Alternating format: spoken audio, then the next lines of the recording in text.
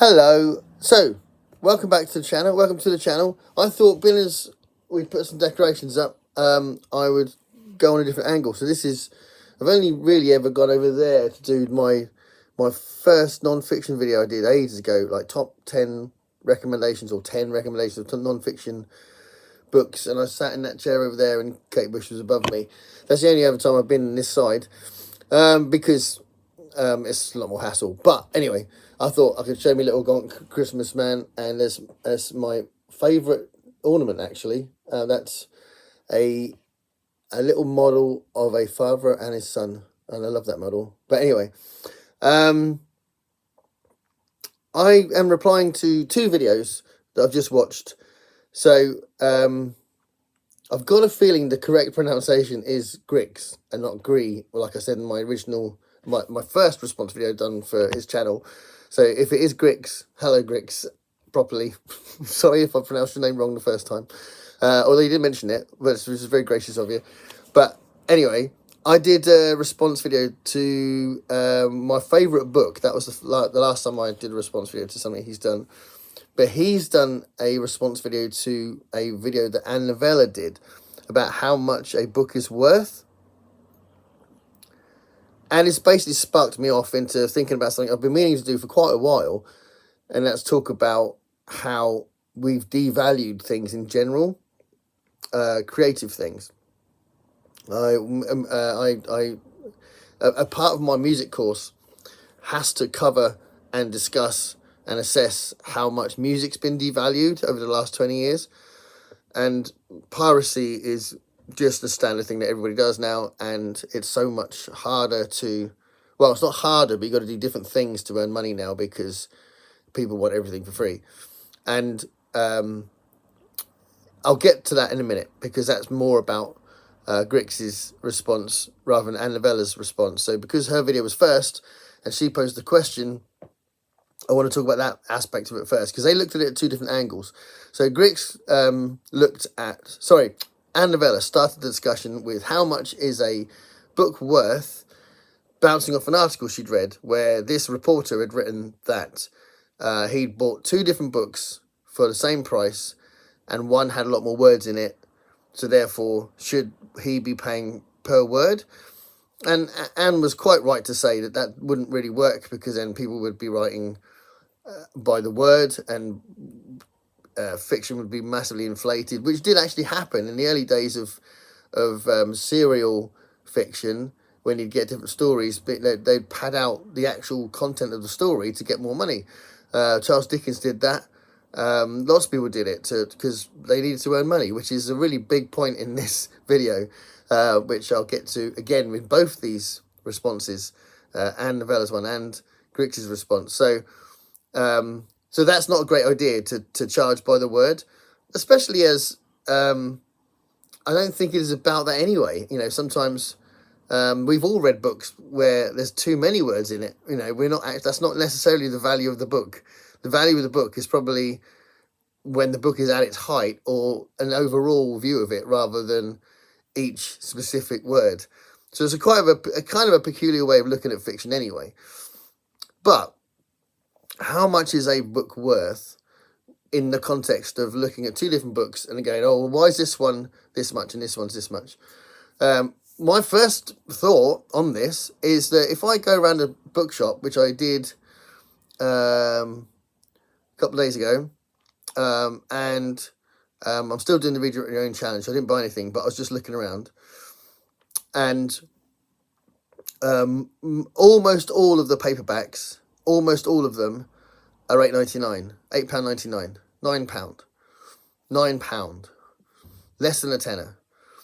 Occasionally you'll get one, maybe it's an import or something, and it's £10.99 or £12.99, or it's a particular publisher that's a little bit more expensive, but almost all of them are £8.99, right? If you pick them up, pick a random one up, it's almost certainly going to be £8.99, and then these like occasional exceptions where it's £10.99, £12.99, and then you go, oh, and actually I noticed that in Waterstones, because if it's £10.99, it actually gives me a full stamp, which I quite get excited about. Ooh, I got a full stamp.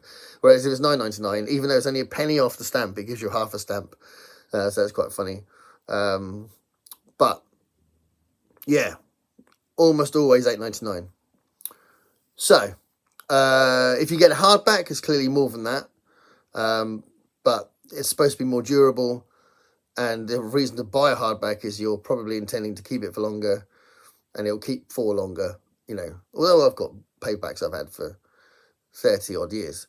So I don't think that's necessarily a thing that your paperback is not going to last, but clearly hardbacks are designed to last longer. So £8.99 for a paperback that could last over 30 years. Some of these books I've had for over 30 years, I think they could last 60 years. They could last my entire life. £8.99. £9. £9 for something that's going to last your entire life if you want to keep it that long. That is nothing. That is nothing. So this is what I don't get when people say, oh, my books are so expensive, or music's so expensive, because I am going to refer to music as well. All these different things, people go, oh my God, they're so expensive. And I just think, you know, we just did a grocery shop, which wasn't our full grocery shop yesterday. I didn't do the one today. I went to the one yesterday. I've been in bed a lot lately, so I missed the one today. But the one yesterday, it was £80. And we didn't go mad. We have got some Christmassy things. But a lot of it was stuff we needed to get. £80. And we did another one today. I don't know how much it was, but I know that there was another couple of bags worth.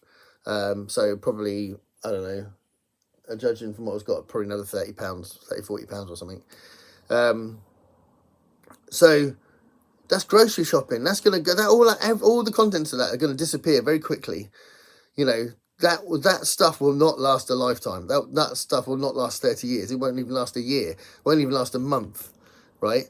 All of it. That's £80, well, £110, £120 worth of stuff that isn't even going to last a month, right? This is an important thing to think about when you start getting outraged by the price of things, if it's something that could actually last your entire life. This is what I don't get when people moan about the price of things sometimes, you know. I don't know if anyone's going to relate to this, but it drives me mad when people, because the trouble is, if you get a whole swell of a huge population saying, yes, this is too expensive, yes, this is wrong, this is wrong, this is wrong, then things change and the grass isn't always greener, you know. So I've got the music example for this, but £9 is not a lot of money for something that could last you your entire life if you want to keep it for your entire life. A lot of people don't want to keep their books for that long. But even if you're only keeping it for the length of time it takes you to read it, £9, you're buying a book for £9, and your average 300, 400 page book for an average person takes at least 2 days to read, maybe 3 days, right? If you spend £9 on a couple of beers in a pub, that takes you, what, 2 hours, if you're a slow drinker, to drink. Could take you 45 minutes to drink too. Some of the people I know can drink, like, just go, whoop, and then they order another one, you know. So even the smallest amount of time that a book has its value, that's a few days. So that's a long time for £9 of your money. So I don't understand why people freak out about that kind of thing, because most paperbacks are only £9. So that's the first thing about the actual value of the thing itself. And then Grix did a video. I love his videos. I love it. He walks down a path that's probably the same path. I think he just goes for a walk, which is awesome. And he chats to the camera and talks quite philosophically quite often, which I love. But again, he said about, well, he thinks all books should be free. So if all books were if all books were free, same as if all music is free, which it practically is now, or it can be, and films are getting like that as well, because so many people are now turning to streaming services rather than going to the cinema and that and buying physical product. So effectively, that's turning films into a free service as well. Because of that, it still comes down to this thing that has to be considered, and it's really serious. How are you going to become a professional in a career where everybody's providing all this stuff for free? You know, the point is you end up doing other things to earn money, but making the product itself and the product itself, you're taking away an income by providing it as a free thing. And I think that's really serious. With books, I don't think there's a problem with spending £9 on a book that takes you days to read, and you could have it for your entire life if you want. So it's extremely cheap, extremely cheap. When they moaned about the price of CDs, they were on average, because I was working in shops at the time, and you'd get a chart album would come in, it would go out on the shelf for about £10.99, then it would go up to about £13.99 if it went out of the charts. But there was racks and racks of mid-price stuff that was £8.99 and lower price stuff that was a £5 all over the shop. So the product itself, the actual format itself, was not dear, but there was loads of people around the country and I think around the world saying the CDs are too expensive, blah, blah, blah, blah. And then Apple Music happened, iTunes happened, now Spotify is the big king of streaming, and you are getting over 100 million songs. This is insane. You're getting over 100 million songs for a really small subscription fee, which I think is about 15 quid a month or something. I don't use it, so I think it's that much. I should have double checked, but it's around that price for 100 million songs. Someone is not getting paid if you're getting that. That is the definition of fast food with music. That's not a good business model. You're giving away 100 million. See, it's all falling apart. Yeah, those biscuits demonstrated that. If biscuits are falling apart, then it's a serious problem. But you've probably dunked it for too long.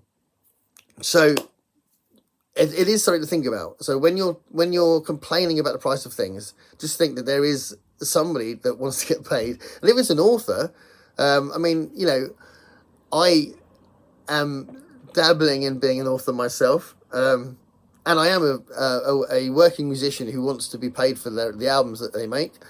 And Bandcamp is a much better approach for people like me than Spotify, because Bandcamp, we actually get most of the money, and it's cool. You can play that music whenever you want. You can put it on your phone, and you can use it like you use Spotify, but you've actually paid the artist for the music. And for the books that I produce, you know, people could easily go, well, that's all right, I'll just get it on Kindle Unlimited, I'll read it for free. But I'm not going to get anything for that. And I'm not suggesting I want, you know, I deserve to be, or even hope to be, a professional author. But clearly, somebody out there is good enough and does deserve to get that. And if people are just reading their stuff for free on Kindle Unlimited, how are they going to do that? When are they going to give up their day job? When is anyone going to give up their day job when everything's for free? So, yeah, that's my take on this. And I do get that Grix is looking at it philosophically. I think he's still a student, and he's going through this journey of learning. And, you know, I would have said exactly the same things as a very strident Marxist when I was younger. But there are people that do want to give up their day job. They want to be professional creatives. And if everyone wants to just use streaming services or free services or something that's practically free, then it does harm the possibility of somebody earning from their creative juices. Just something to think about. Thanks a lot. Bye.